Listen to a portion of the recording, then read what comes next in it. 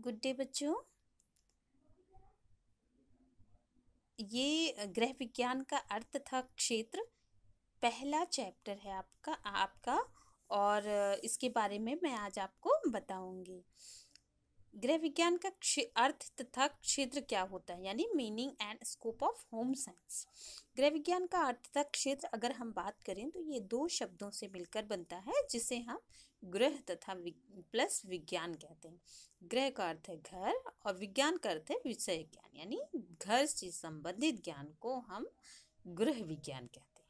ठीक है, गृह विज्ञान जो है वो एक बहुआयामी विषय है।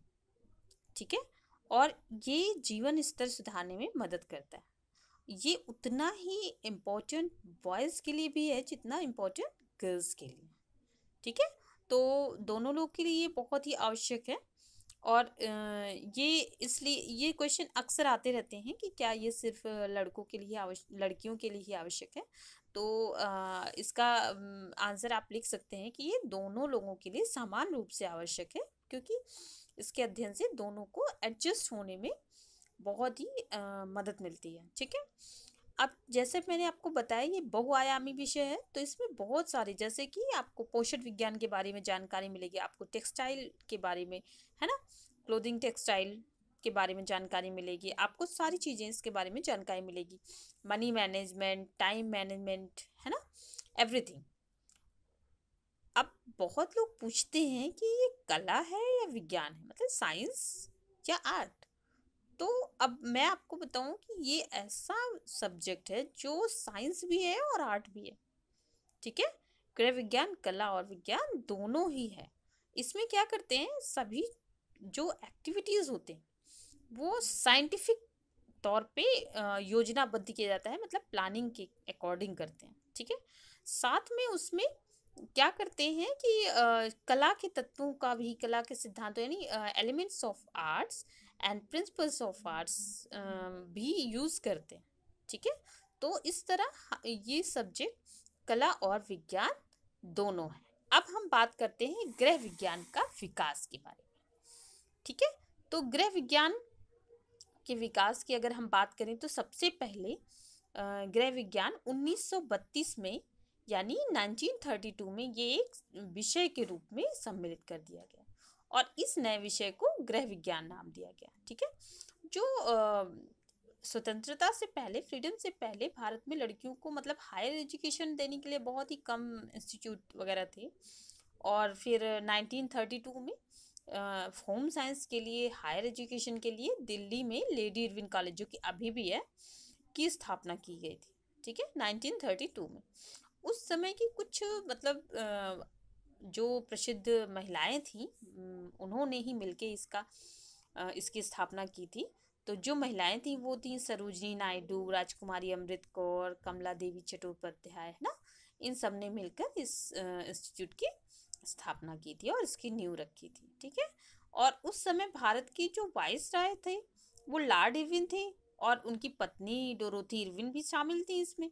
इस वजह से इस कॉलेज का नाम लेडी इरविन रख दिया गया। ठीक है, अब गृह विज्ञान का विस्तार तो अब पूरे देश में हो गया, तभी से ये इसका विकास और विस्तार होने लगा। और अब तो इसे बहुत सारे नामों से जानते हैं, जैसे home economics, house child art, domestic science, है ना, एक्सेट्रा। तो ऐसे बहुत सारे नामों से आप जानते हैं।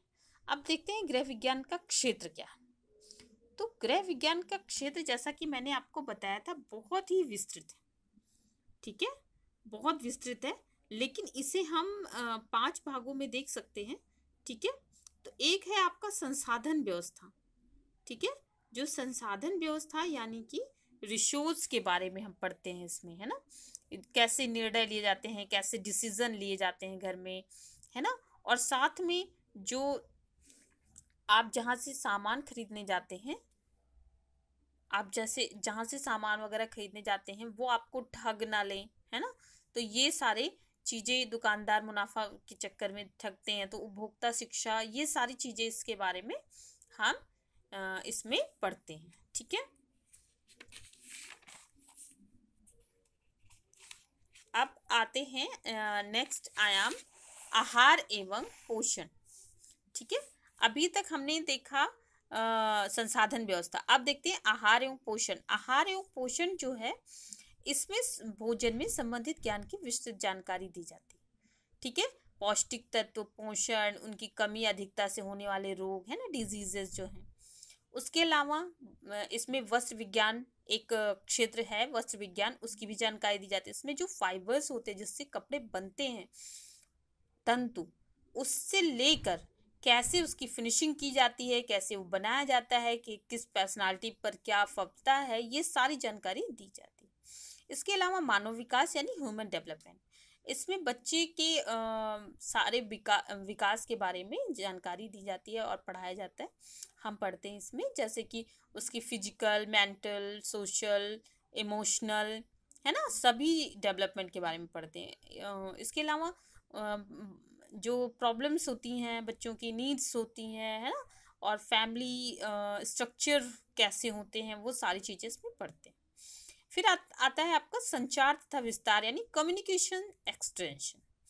इसमें गृह विज्ञान के सभी क्षेत्रों को, ज्ञान द्वारा प्राप्त ज्ञान को सभी तक कैसे पहुंचाया जाए, ये सब पढ़ा जाता है ना, कि किन साधनों की वजह से, जैसे आप अभी घर पे हैं, आपने टीवी के माध्यम से सारी खबर देख ली पूरी दुनिया में क्या हो रहा है ना, तो ये सारी जो कम्युनिकेशन एड्स हैं, इन सब के बारे में बताया जाता है। ठीक है, तो ये आपके गृह विज्ञान का अर्थ और उसका स्कोप यानी meaning and scope of home science, ये फर्स्ट चैप्टर था बच्चों। नेक्स्ट चैप्टर लेके मैं जल्दी ही आऊँगी, और तब तक के लिए गुड डे।